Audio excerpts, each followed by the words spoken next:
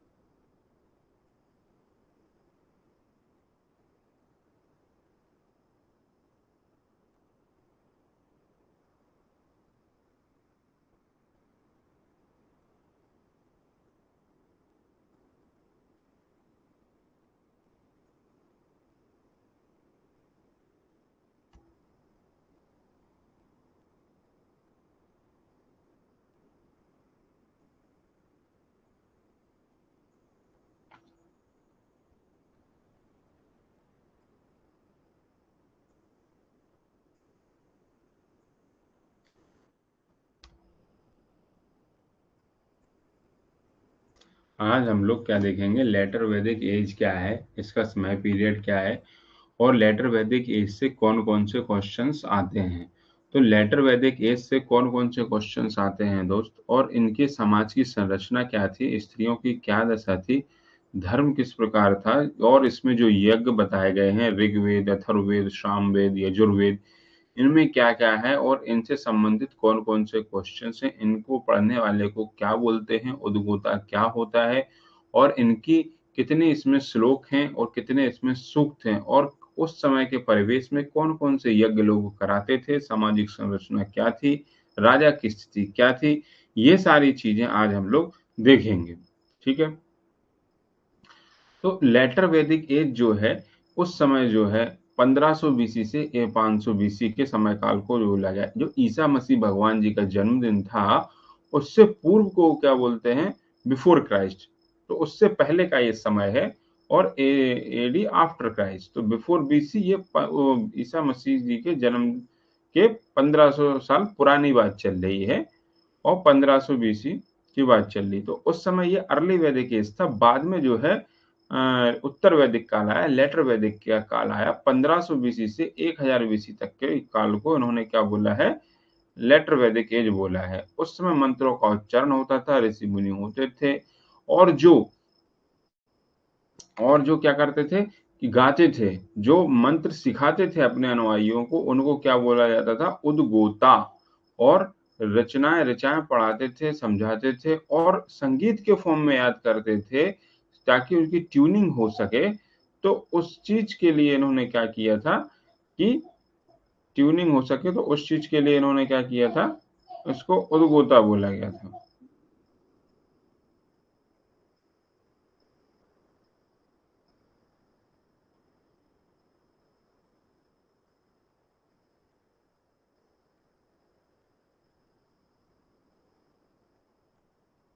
Letter वैदिक as जो है,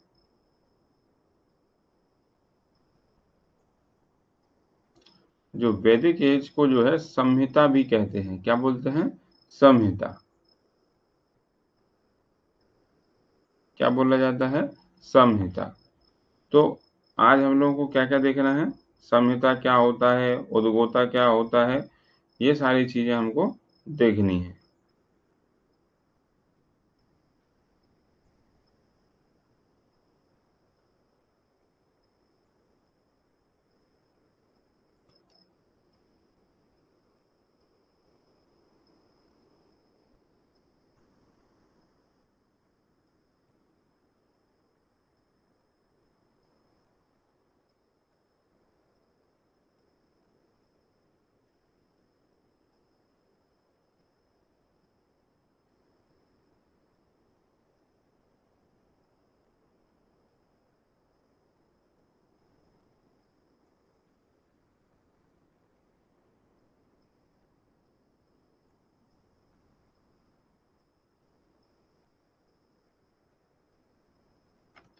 फिर इसके बाद के समय आता है, ये उद्गोता जी इधर सिखा रहे हैं सामवेद क्या संगीत के फॉर्म में ऋग्वेद को याद करा रहे हैं।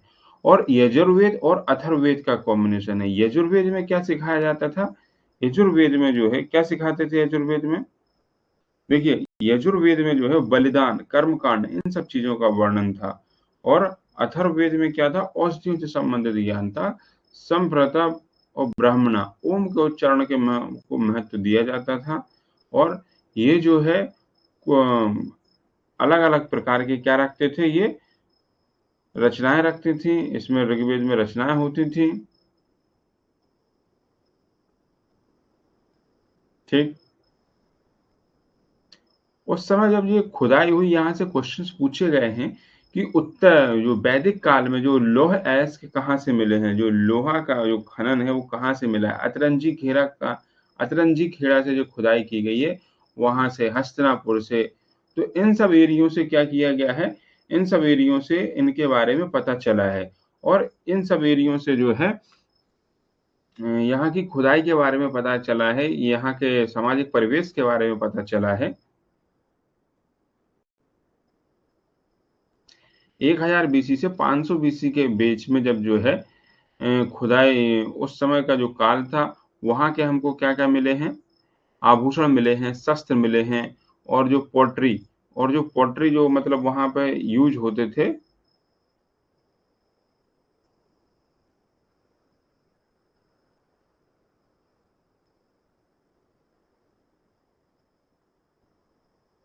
पॉटरी वगैरह वहाँ का कैसे कल्चर था, क्या-क्या चीजें थी, वो सब चीजें हमको खुदाई में मिली हुई हैं। अस्त्र-शस्त्र वहाँ पे कैसे थे, कौन-कौन से उस समय हथियार यूज हो रहे थे। और जो उत्तर प्रदेश वाला एरिया है, और ये जो मैप में जो दिखाने की कोशिश की गई है, इस एरिये में जो मैप में जो दिखाने की कोशिश की गई है, इस एरिये में जो है वो हमको मिला है। ठीक है?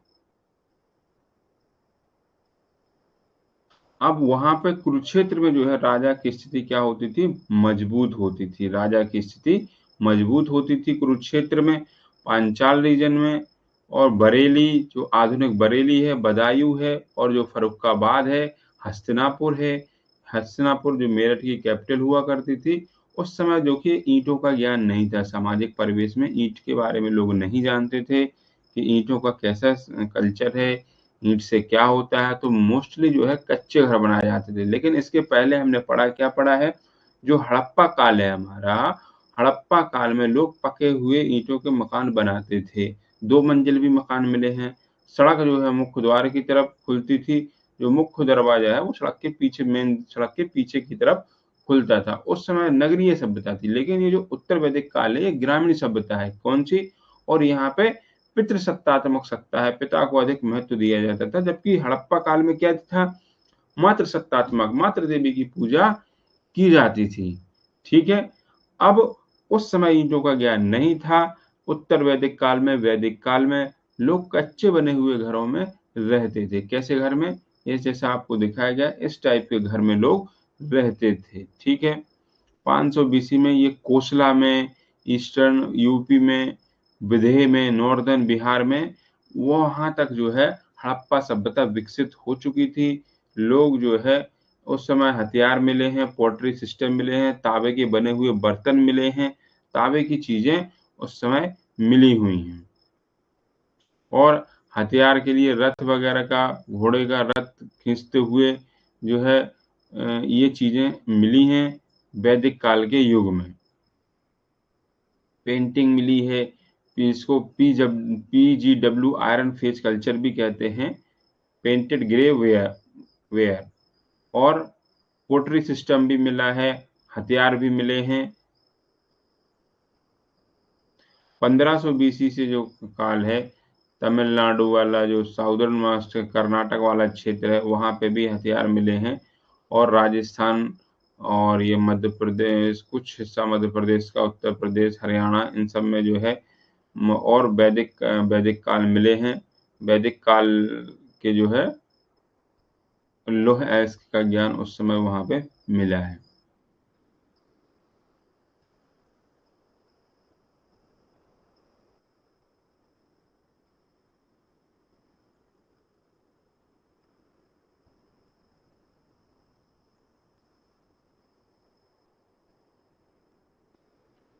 ठीक है दोस्त। कॉपर स्टोनोज मिलता है, कॉपर के बारे में भी उस समय जो है चीजें मिली हैं। श्याम कृष्ण अयस्क जो है उस समय मिले हैं, श्याम और कृष्ण अयस्क।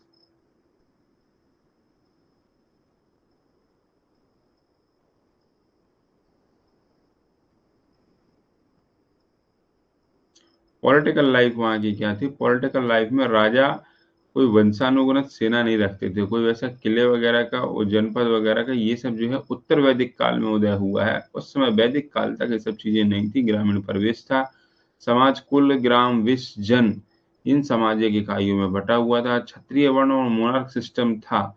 गायों को रखने की प्रथा थी, लेकिन जो राजा की स्थिति थी वो मजबूत होती चली गई उत्तर वैदिक काल में।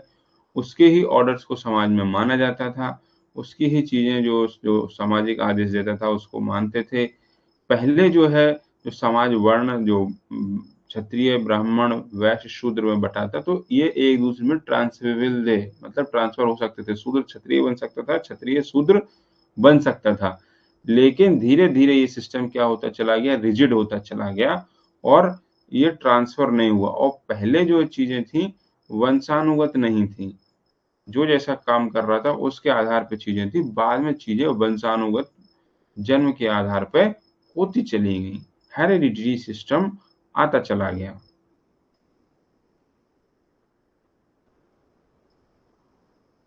किंग को जो है क्या मानते थे? विराट मानते थे। देखिए ये क्वेश्चन पूछा गया है। जो नॉर्थ में वो राजा को क्या बोलते थे?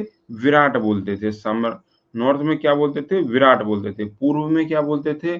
सम्राट बोलते थे। पूर्व कौन सा एरिया हुआ तुम्हारा? असम वाला एरिया जो हुआ, जो बंगाल वाला एरिया हुआ, यहाँ पे क्या बोलते थे? सम्राट बोलते थे। और जो गुजरात जहां से अपने मोदी जी हैं वहां से क्या बोलते थे? क्या बोलते थे? स्वराट। तो इधर क्या बोले? सम्राट। इधर क्या बोले? स्वराट। ठीक है। और उत्तर में क्या बोल रहे हैं? विराट। और दक्षिण में कौन है? मध्य प्रदेश में राजा भोज।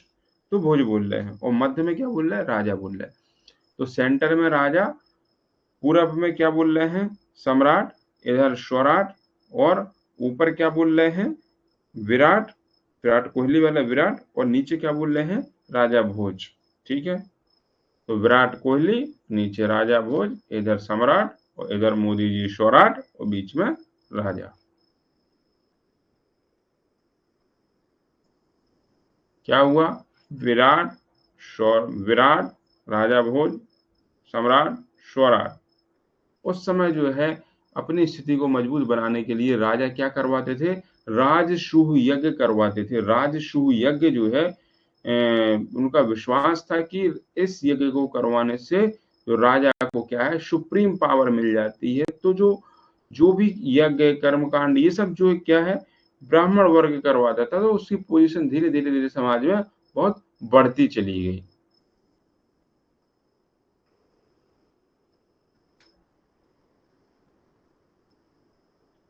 अश्वमेध यज्ञ करवाते थे। अश्वमेध यज्ञ क्या होता था? इसका बिल्कुल करंट एग्जाम्पल कहाँ मिलता है कि जब भगवान राम ने जो है सब कुछ अयोध्या से वापस आ गए तो अश्वमेध यज्ञ करवा। अश्वमेध यज्ञ में क्या, अपना घोड़ा छोड़ देते थे, जिस एरिया तक जितने एरिया तक जाता था वो उतना एरिया उस राजा का हो जाता था। यदि किसी ने उस घोड़ा को पकड़ लिया तो उस जिस व्यक्ति ने पकड़ा है, जिस राजा ने पकड़ा, तो ये समझा जाता था कि ये सीधे राजा को चुनौती दे रहा है। तो रामायण में क्या बताया गया है? लव कुश ने जो है चुनौती दी थी भगवान राम को। तो उस समय अश्वमेध यज्ञ ये जो है बहुत इसका इम्पोर्टेंस था। राजा अपनी शक्ति का प्रदर्शन करने के लिए, अपने क्षेत्र का प्रदर्शन करने के लिए अश्वमेध यज्ञ करवाते थे। और राजसूय यज्ञ किस लिए करवाते थे? उनसे विश्वास माना जाता था कि उनको जो है प्राइम पावर, सुप्रीम पावर मिल जाएगी राजसूय यज्ञ करवाने से। विजय पे है।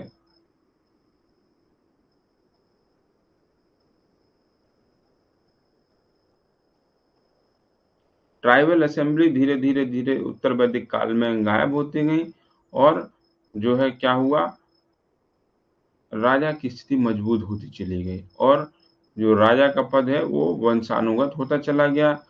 और अब जो समाज में सभा और समितियां थी, इसमें वोमेन का जो पोजीशन है, स्त्रियों की जो पोजीशन है, वो हटती चली गई, डाउन होती चली गई उत्तर वैदिक काल में।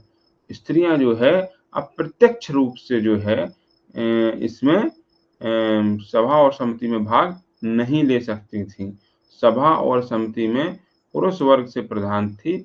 हालांकि कुछ एग्जाम्पल है सभा, कुछ जो है गार्गी, मैत्री, इन सबका वो मिलता है, लेकिन ये जो सामाजिक परिवेश है उसमें उतनी स्थिति स्त्रियों की अच्छी नहीं थी। और जो मूवमेंट था, जो लड़ाइयाँ वगैरह होती थी, तो उसमें कोई राजा एक परमानेंट सेना नहीं रखता था उत्तर वैदिक काल में, लेकिन मोबिलाइज कर लेते थे। जो कबीले थे उनको मोबिलाइज करके लड़ाइयाँ होती थी, लेकिन कोई परमानेंट सेना का प्रावधान नहीं था। ये तो जैसे जैसे मौर्य काल और ये सब चीजें आगे बढ़ी, तब परमानेंट सेना का प्रावधान होता चला गया। सोशल लाइफ उस समय कैसी थी उत्तर वैदिक काल में? समाज क्या है? जैसे समाज है, कुल है, कुल एक परिवार है, कुल ग्राम, फिर गांव बन गया, फिर विश्व, और फिर जनपद बनते चले गए। सोसाइटी जो है 4 वर्णों में थी। ब्राह्मण जो है सबसे अच्छे पोजीशन में थे।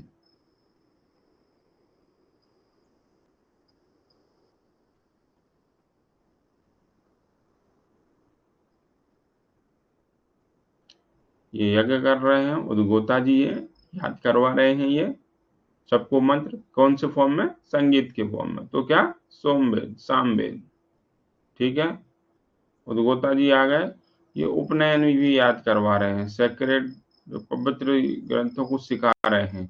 और ये जो धागा जनेऊ पहनते हैं ये ट्रांसफरेबल था, मतलब उस समय शूद्र भी पहन लेते थे शूद्र, लेकिन कुछ समय बाद फिर शूद्रों को ये अलाउ नहीं था। ठीक है, उस समय सामाजिक ये परिवेश था, सामाजिक ऐसी परिस्थितियां थी।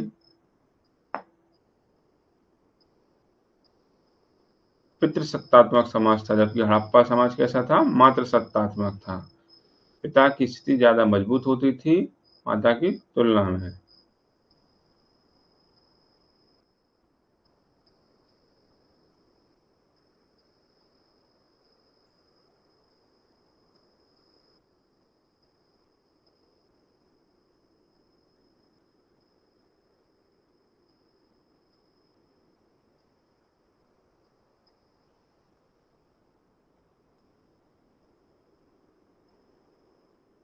उस समय सती और बाल विवाह के कुछ उदाहरण मिले हैं। गोत्र में जो है सेम गोत्र में विवाह नहीं होता था, गोत्र अलग अलग होते थे।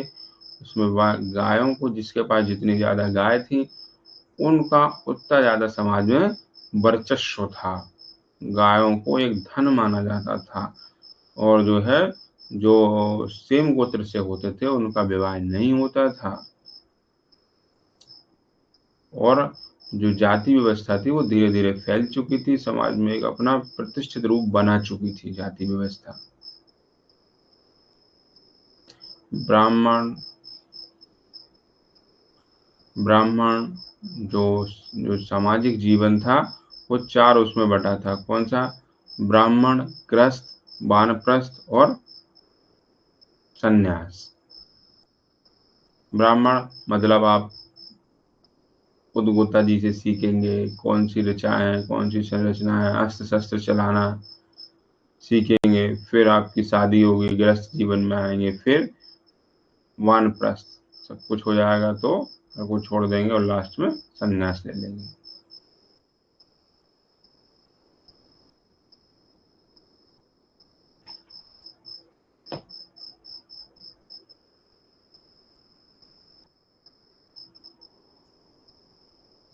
कृषि उस समय जो है राजा भी और क्षत्रिय वर्ग के लोग भी कृषि करने में सक्षम नहीं थे। मुख्यतः गेहूं और चावल की खेती थी। लेकिन गेहूं और चावल जो है ये संप्रभात जो बड़े परिवार के लोग थे उनमें ही प्रचलन था, नहीं तो ज्यादातर जौ का सेवन किया जाता था। लेकिन धीरे धीरे धीरे जो कृषि है, जो खेतों को जोतने का काम है, वो लोअर वर्ग में ट्रांसफर हो गया। शतपथ ब्राह्मण में ऐसा बताया गया है।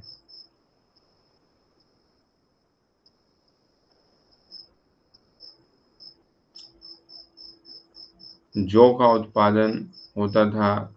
गेहूं और चावल, इन जो लोग हैं बड़े परिवार के जो लोग रहते थे वो खाते थे, छोटे परिवार के लोगों को नहीं था। वो तो हरित क्रांति आ गई कि ये सब चीज़ें सभी लोगों को मिलने लगी, नहीं तो अभी भी उसमें स्वतंत्रता के समय तक दिक्कत थी, लोग जौ का ही खाना खाते थे। उस समय पोल्ट्री सिस्टम ऐसे मिले हैं, लोग सब प्रकार के उद्योग धंधे थे। लोहे को गलाने वाली चीज़ें कहाँ से मिली हैं? अतरंजी खेड़ा से ज़्यादातर। ये वेस्टर्न यूपी और बिहार में ये जो है वैदिक सभ्यता जो है प्रचलित थी। वैदिक सभ्यता के लोग थे उस समय। आभूषण, हथियार, आखेट और कपड़े बनाने का काम ज़्यादातर महिलाओं को दे के रखा था। महिलाएं जो है ये कपड़े बनाने का काम देखती थी।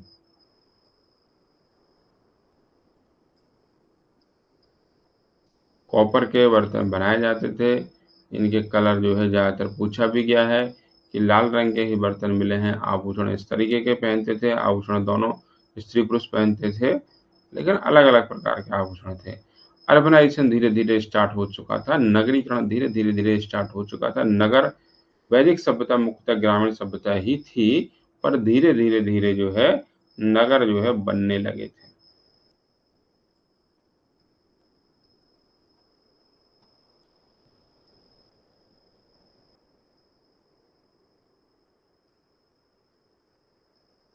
बार्टर सिस्टम वस्तु विनिमय प्रणाली ही थी, लेकिन निस्क ऐसी चीज है जो कि आज के रुपए के फॉर्म में आ चुकी थी। निस्क से वस्तुएं और इकट्ठी होती थी, और टैक्स जो है टैक्स कलेक्शन की व्यवस्था उस समय थी। उस समय जैसे आज जीएसटी इंस्पेक्टर होता है, उस समय उसको क्या बोलते थे? संग्रहता। ऐसे कलेक्टर साहब को क्या बोलते हैं? राजस्व। भाई डिस्ट्रिक्ट मजिस्ट्रेट सब पूरे जिले का राजस्व इकट्ठा करते ना, कलेक्टर कलेक्ट करते ना, तो उस समय क्या होते थे? संग्रहिता। संग्रहिता बोलते थे।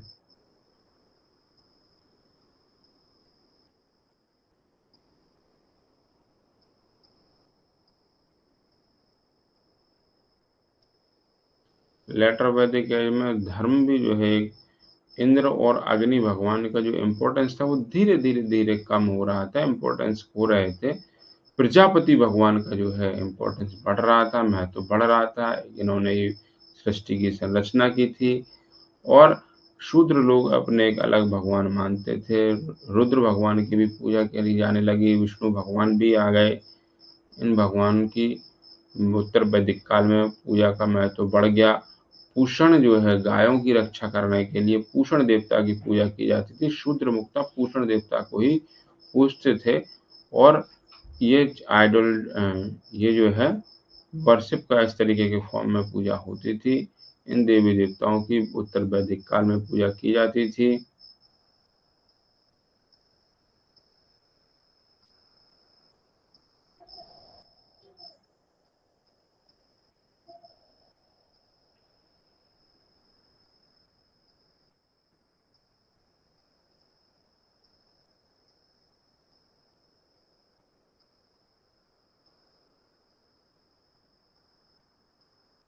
बलि प्रथा एक सामूहिक बलि और डोमेस्टिक लेवल पे, पारिवारिक लेवल पे बलि की प्रथा प्रचलित थी। जो बलि देता था, यज्ञ करवाता था, उसको यजमान बोलते थे। और जिसकी दी जाती थी उस बेचारे की तो अलग ही परिस्थिति रहती है। ज़्यादातर गायों इन सब के उसके फॉर्म में बलि दी जाती थी। यजमान साहब ये देखिए यज्ञ कर रहे हैं, घोगना।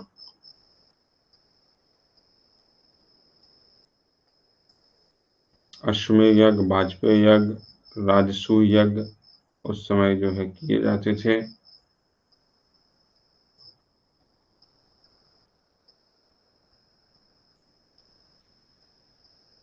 काऊ, गोल्ड, क्लॉथ, हॉर्स, इन सब का इम्पोर्टेंस था, इन सब का महत्व था।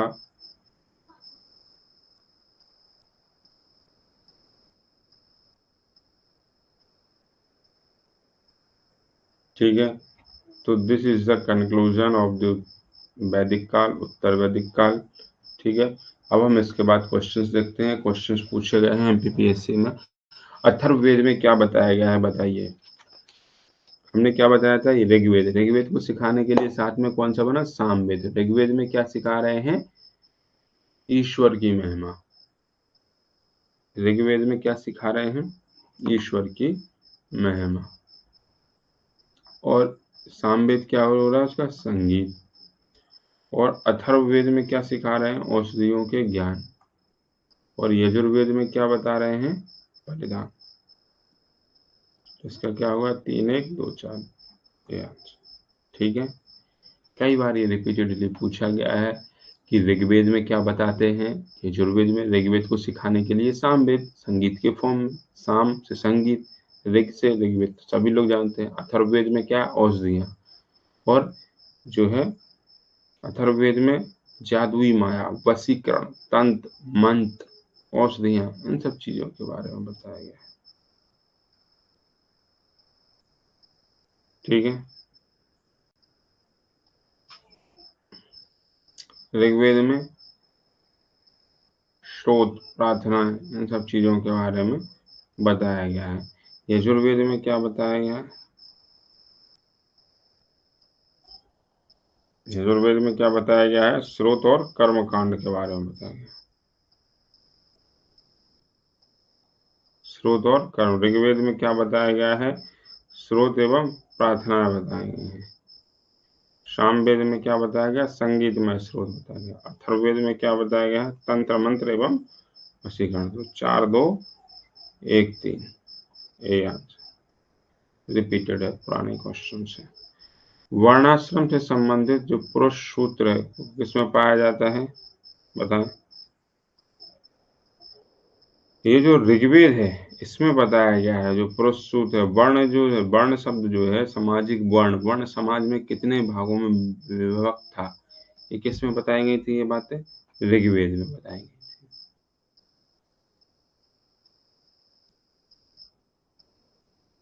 इसमें ये आंसर गलत लिखा है यार, ये पुरुष सूत्र नहीं है, ये ऋग्वेद है। टाइपिंग मिस्टेक है ये। ऋग्वेद में ही बताया गया है पुरुष सूक्त के बारे में। अच्छा, अब कौन कौन से जो है ब्राह्मण ग्रंथ किस किस में थे, तो लिख लीजिए। ऋग्वेद, ऋग्वेद में कौन से थे? ऋग्वेद में क्या है? ऐतरेय ब्राह्मण। क्या है? ऐतरेय ब्राह्मण ग्रंथ। सामवेद में कौन सा है? सामवेद में कौन सा है? पंचविश। सामवेद में कौन सा? पंचविश। अथर्ववेद में क्या है? गोपथ। अथर्ववेद में क्या है? गोपथ। और यजुर्वेद में क्या है? शतपथ ब्राह्मण। यजुर्वेद में क्या है?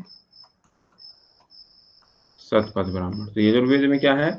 शतपथ ब्राह्मण। अथर्ववेद में क्या है? गोपथ। सामवेद में कौन सा ब्राह्मण ग्रंथ है? पंचविश। और ऋग्वेद में क्या है? ऐतरेय ब्राह्मण। देखिए ये बैच जो है उन बच्चों के लिए है जिनने अपना सिलेबस कंप्लीट कर लिया है, जिनको केवल प्रैक्टिस करनी है। इसीलिए मैंने जल्दी जल्दी वीडियो एनिमेटेड फॉर्म में आपको चीजें समझा दी हैं और उससे संबंधित क्वेश्चंस करवा रहे हैं। ठीक है। कौन सा ब्राह्मण ग्रंथ यजुर्वेद से संबंधित है? यजुर्वेद से कौन सा है? शतपथ ब्राह्मण। ये पीएससी में क्वेश्चन पूछा गया, मैंने चारों लिखवा दिए। अलग अलग एग्जाम में कई बार कई तरीके से चीजें पूछी गई। इसको याद कर लीजिए, लिस्ट बना लीजिए।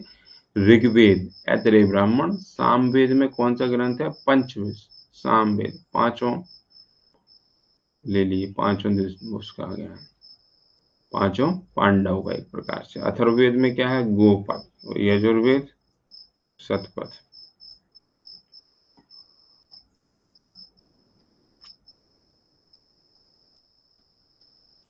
गोपथ ब्राह्मण ग्रंथ, ये देखिए यहाँ पे पूछा गया है ब्राह्मण ग्रंथ यजुर्वेद। कौन सा ब्राह्मण ग्रंथ यजुर्वेद से संबंधित? यजुर्वेद से संबंधित कौन सा? शतपथ। और गोपथ का पूछ लिया, उल्टा पूछ। गोपथ किससे है? अथर्ववेद से। गई गांव माता, अर्थ से, पैसे से, अथर्ववेद से। अथर्ववेद, अथर्ववेद क्या है? जादुई माया।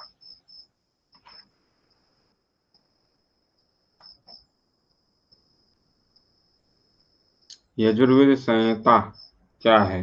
बाज स्नेही। शुक्ल यजुर्वेद की संहिता को, जो इसमें शुक्ल यजुर्वेद के बारे में बताया गया है, इसके संहिता को क्या बोलते हैं? बाज स्नेही। बाज स्नेही संहिता। इसकी दो शाखा हैं। कौन सी शाखा है? कंड और माध्यन दिन। माध्यन दिन। बाज स्नेही संहिता पूर्णता कैसी है? पद्य शैली में। बाज स्नेही संहिता कैसी है? पद्य शैली में। गद्य और पद्य पढ़ते थे। गद्यांश, पद्यांश मतलब दोहा के फॉर्म में दे दिया, और गद्यांश मतलब क्या? इसका सारांश है, सारांश बता दिया। और पद्य मतलब चौपाई, कबीर की चौपाई जो पढ़ते थे। तो बाज स्नेही संहिता, यजुर्वेद की संहिता किसके फॉर्म में है? बाज स्नेही। बाज स्नेही किसमें? पद्य स्नेही। पद्य शैली मतलब चौपाई के फॉर्म में है। ठीक है। भारत के किस स्थल से, हमने आपको बताया था ना, खुदाई की गई थी? अतरंजी खेड़ा, काशीपुर। तो ये लोहे कहाँ से मिले हैं? काशीपुर से। हस्तिनापुर, पांडव, ये सब बताए थे उसमें एनिमेशन में। कहाँ से मिले हैं? अतरंजी खेड़ा से। कहाँ से मिले हैं? अतरंजी खेड़ा से मिले हैं लोहे। और ऋग्वेद का संकलन आधारित किस पे है? सामवेद। ऋग्वेद को कैसे याद करते थे? गाने के फॉर्म में। आजकल गाने के फॉर्म में याद करने का चलन है ना, ट्रिक से याद करने की चीजें। तो ऋग्वेद को याद करने की ट्रिक थी सामवेद। सामवेद कैसा? मतलब संगीत के फॉर्म में याद करना था भैया, संगीत के फॉर्म में याद करना था। तो ये ठीक है। लौह अयस्क का ज्ञान कब प्रभाव हुआ? उनको कब पता चला? 6000 वर्ष पूर्व। ठीक है, आज से 6000 वर्ष पूर्व। ये ईसा मसीह का जन्मदिन है। इससे पहले के समय काल को बिफोर क्राइस्ट, और इससे आफ्टर को आफ्टर क्राइस्ट। ठीक है। उपनिषदों का मुख्य विषय क्या है? दर्शन के बारे में बताया गया है। उसमें क्या बताया गया है? दर्शन के बारे में बताया गया है उपनिषदों में। किसके बारे में बताया गया है? दर्शन के बारे में बताया गया है। नचिकेता और यम का संवाद कठोपनिषद से दी गई। कठोपनिषद। आत्मा न पैदा होती है न मरती है, हे वंश क्यों तुम चिंता करते हो, किससे डरते हो, कौन तुम्हें मार सकता है। आत्मा न पैदा होती है न मरती है, ऐसा अर्जुन कृष्ण भगवान ने अर्जुन जी से कहा। तो वही संवाद है नचिकेता और यम का संवाद। कहाँ से लिया गया है? कठोपनिषद से लिया गया है। कहाँ से लिया गया है? कठोपनिषद से लिया गया है। इनमें वैदिक साहित्य का सही क्रम कौन सा है? वैदिक संहिताएं बनी है, फिर ब्राह्मण ग्रंथ, फिर अरण्यक, फिर उपनिषद। वैदिक संहिताएं, ब्राह्मण, अरण्यक और फिर उपनिषद। आरंभिक वैदिक साहित्य में सर्वाधिक वर्णित नदी किसकी है? सिंधु नदी। हड़प्पा काल में भी सिंधु की थी, लेकिन सरस्वती का महत्व ज्यादा था। पर सरस्वती नदी आज के समय में कैसी है? कैसी है? केवल किताबों में दिखती नहीं है कहीं। ठीक है।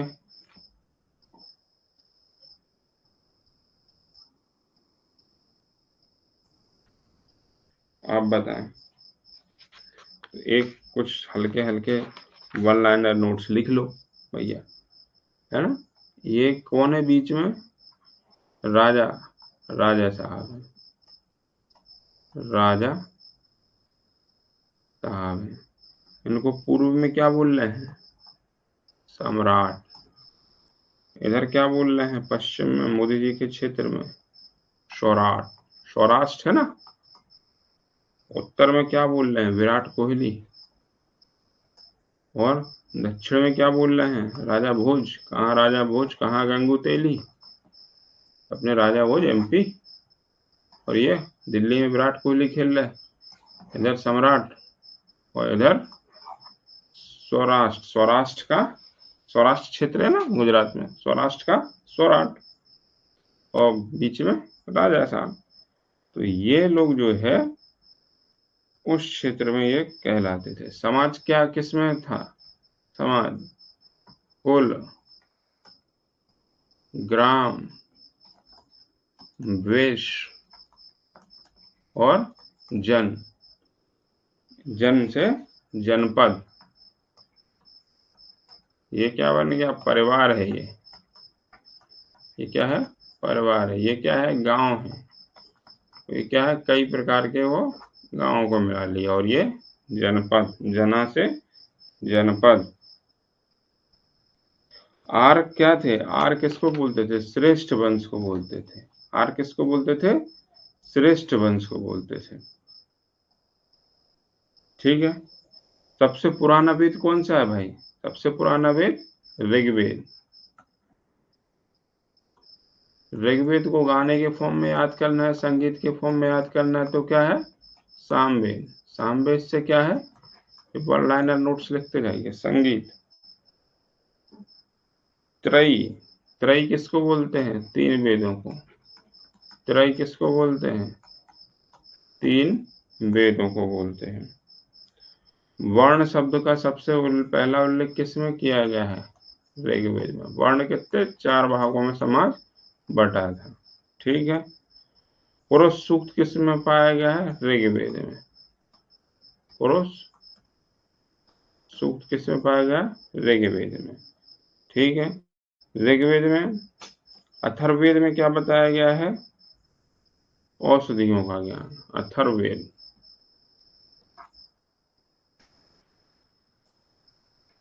अथर्ववेद में क्या बताया गया है, औषधि। और क्या बताया गया है अथर्ववेद में, औषधि, जादुई माया, तंत्र मंत्र टोटके, और इसको साथ में लेने के लिए कौन सा दूसरा बना दिए, यजुर्वेद। क्या बना दिए,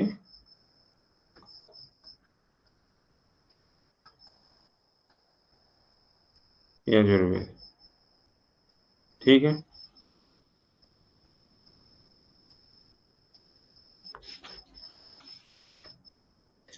अब कौन सी नदी का क्या नाम है, पुराने काल में किस नदी को क्या बोलते थे, ये हम लोग देखेंगे कल। इस सिंधु नदी का पुराना नाम क्या है, कोभा और कुरमु किसको बोलते हैं, चेनाब नदी का क्या नाम है, इन चीजों को पढ़ेंगे कल। ठीक है। और महाभारत में महानदी का क्या नाम है, राजसूय यज्ञ। ये सब जो करवा रहे हैं, इन सब चीजों को पढ़ेंगे क्या, कल पढ़ेंगे। वैदिक सभ्यता का सेकंड लेक्चर कल होगा। गायत्री मंत्र किसने रचना करी, जीवन का विज्ञान क्या है, अघन्य गाय को बोलते हैं, पूछा गया क्वेश्चन से। अघन्य शब्द किसके लिए प्रयोग हुआ है ना। ऋग्वेद की कौन सी लिपि है, तो इन सब चीजों को हम लोग देखेंगे कल। आज के लिए इतना है।